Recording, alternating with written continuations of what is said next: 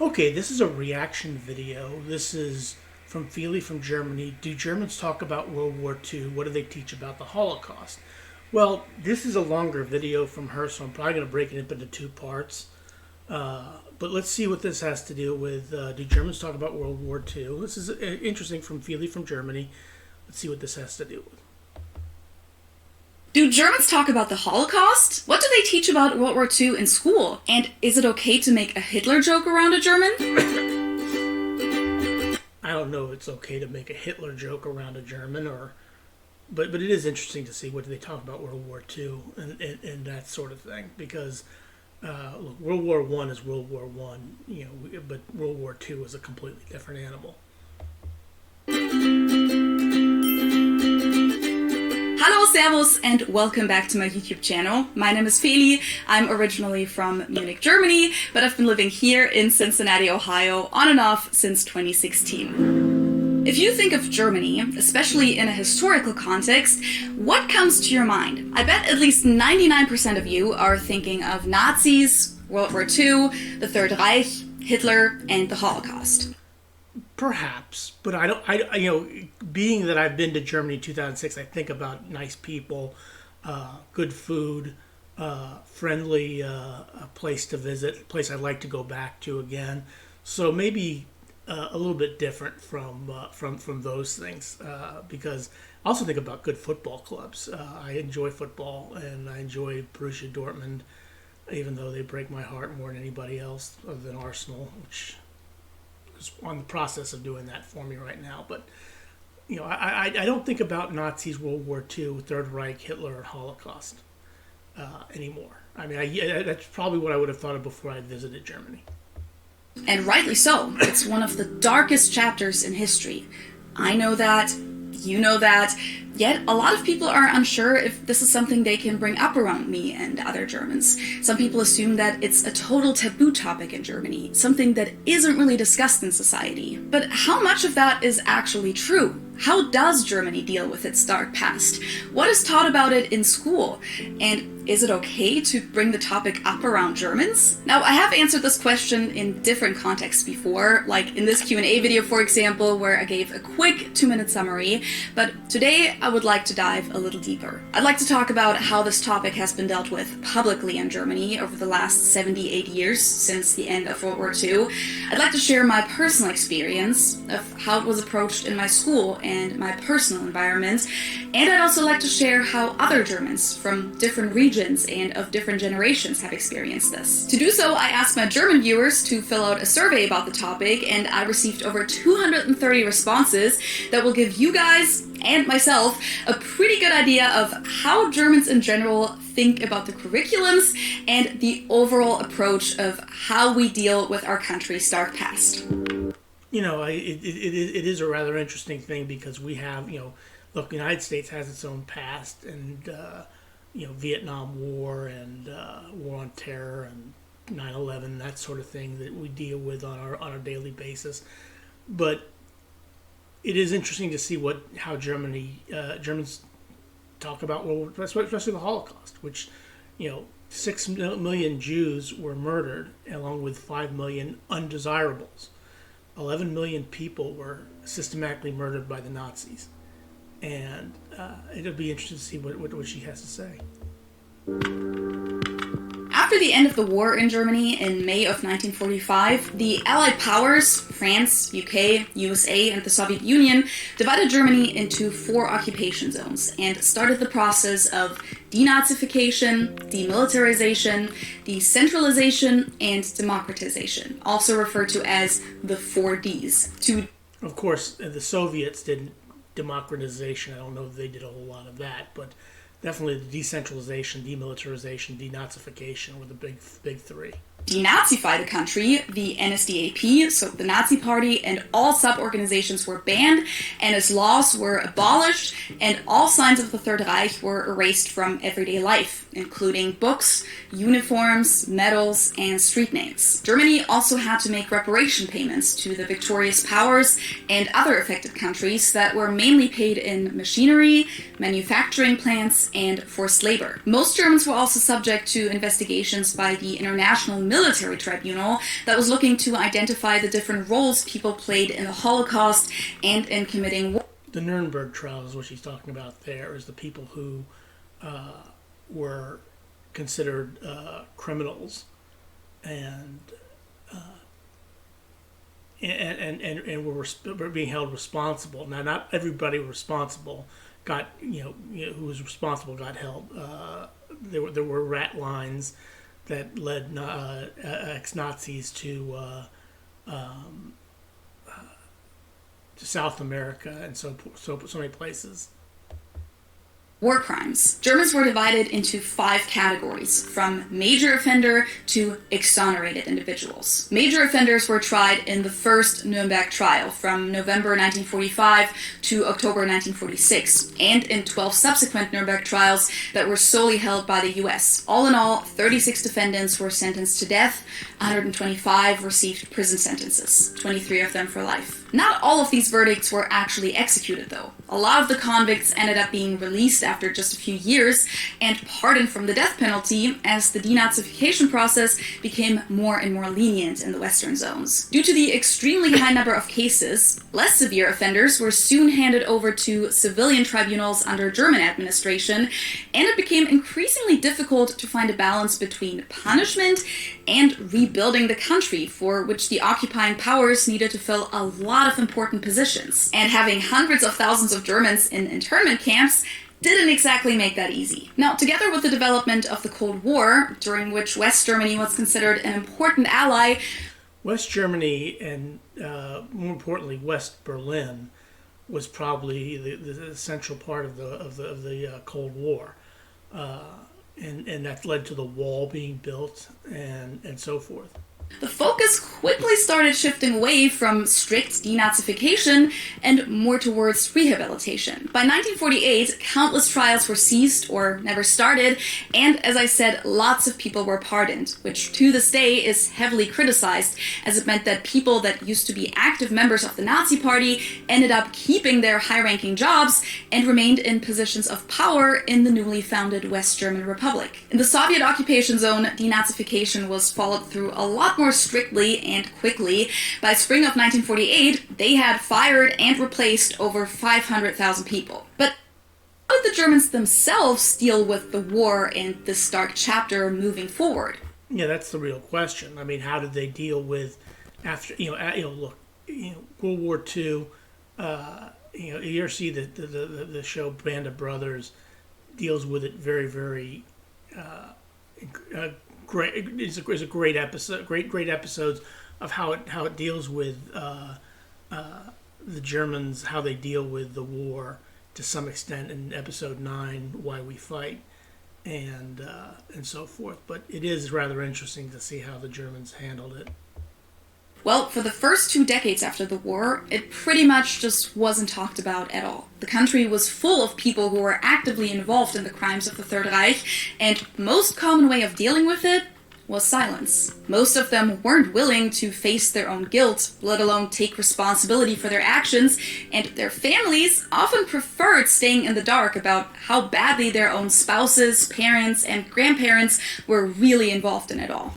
And that's understandable to a certain extent because, look, when all is said and done, what are you thinking about? Yourself. I don't want to die. I don't want to get killed. I don't want to face punishment for what I have done. I'd rather just, keep quiet, do my job, whatever it is, and survive. And that's all it really comes down to. So I can understand that.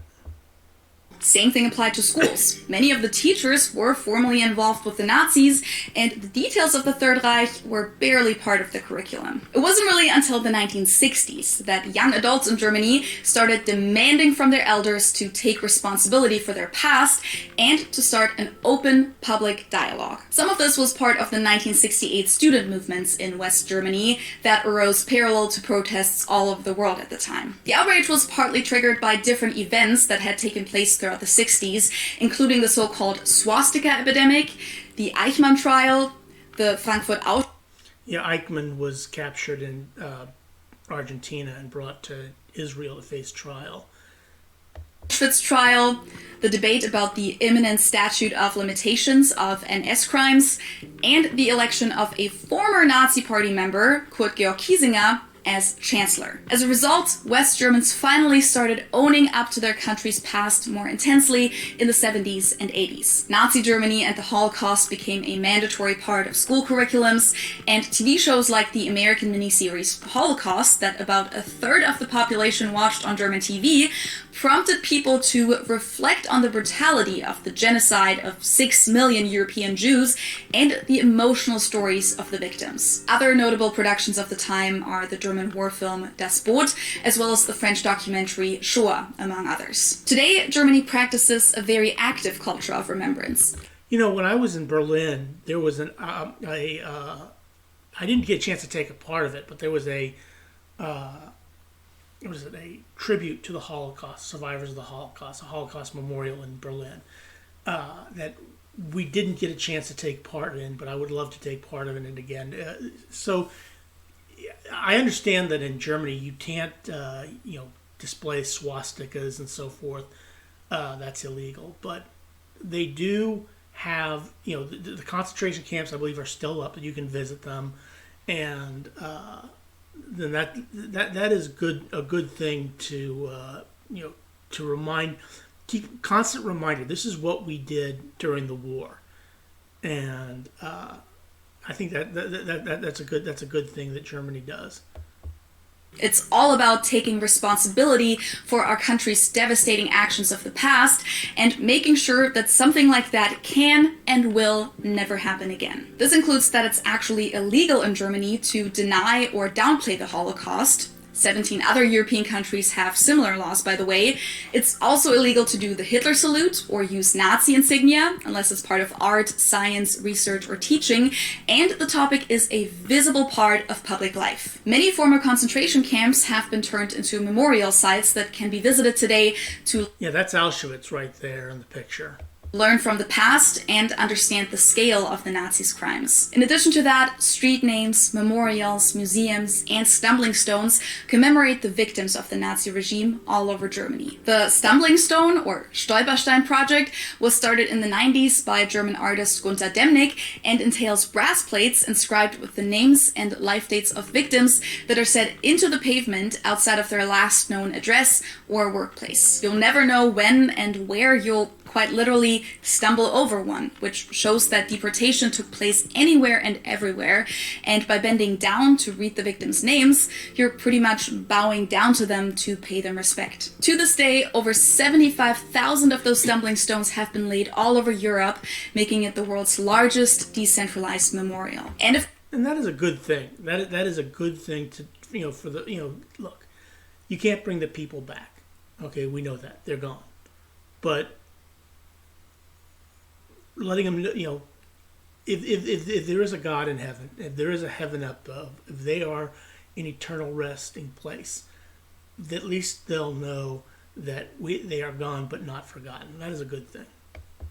Of course, there are countless movies, documentaries, and books that critically deal with the Third Reich and the post-war era, and that ensure that the victims of the NS regime aren't forgotten. To this day, the historical responsibilities that Germany carries are deeply ingrained in German culture and politics. Germany has a very unique relationship to Israel, for example, and in the late 50s and early 60s, they signed contracts with Israel, with the Jewish Claims Conference, and 12 European countries regarding compensation to victims of the NS regime, some of which are being paid up to today. You'll also notice that most Germans don't really have a very pronounced sense of patriotism, with the exception of sporting events like the Soccer World Cup. Yeah, that was one thing that I was surprised when I went to Germany in 2006 during the World Cup. I saw a bunch of German flags out there, but I'm told that that is not something that people in Germany do a whole lot of patriotism, and it may be because of what happened during World War II. That may be one of the reasons. up, you won't see a lot of German flags, for example, not even in schools and other public buildings, unless they're government institutions. There's no such thing as the American Pledge of Allegiance, and the German national anthem is only sung on a small number of occasions. Whether that goes back to an ongoing feeling of guilt and shame, and whether or not that's still called for, is actually a much discussed question among Germans. By the way, you won't find any Nazi statues in Germany. Hitler himself actually banned any kind of memorials of him from the beginning, and other statues were either taken down by the Nazis themselves to repurpose their metal for the war effort, they were destroyed by bombings, or, at the latest, taken down by the Allied powers after the war. Well, that is something about Hitler not wanting any memorials to himself. That kind of, because let's face it, they would have been taken down regardless after World War II anyway. So. Now, what do German students learn about World War II and the Holocaust in school? Let me start by sharing my own experience. As you guys know, I'm from Munich, which is in the state of Bavaria, and I went to elementary school and then to a gymnasium there. That's important to note because the school system and the curriculums in Germany actually differ from state to state. Now, I'm 29 years old, so it's been a while, and I don't remember every single detail, but I do know that we started talking about the topic relatively early. I think in 5th or 6th grade, and then we pretty much talked about it all the way until graduation. And it wasn't just in history class, but in a lot of different subjects. It was a very present topic in German class, for example. In 6th grade, we read a book called Damals war es Friedrich, which is about the friendship between a non-Jewish boy and his Jewish neighbor throughout the Third Reich. Then later on, we read books like Die Welle, originally The Wave, which is about a school experiment about the Third Reich. And then we also read Die Schachnovelle by Stefan Zweig, as well as Andorra and Homo Faber by the Swiss author Max Frisch. We also talked about it in religion/ethics class a lot, because yes, that's a mandatory subject in Bavarian schools. In arts class, we learned about what the Nazis classified as degenerate art and Art de Kunst. That is good to know that they teach that stuff in Germany. That is really good to know. And the topic also came up in the context of arts interpretations. And even in music class, we analyzed the musical and lyrical features of Nazi propaganda songs. And from what I remember, the topic was also touched upon here and there in classes like English. We don't do a whole lot of stuff like that in America. I realized that we didn't even though we didn't necessarily deal with the Holocaust, so to speak, in the United States, we did have concentration camps for Japanese internments during World War II.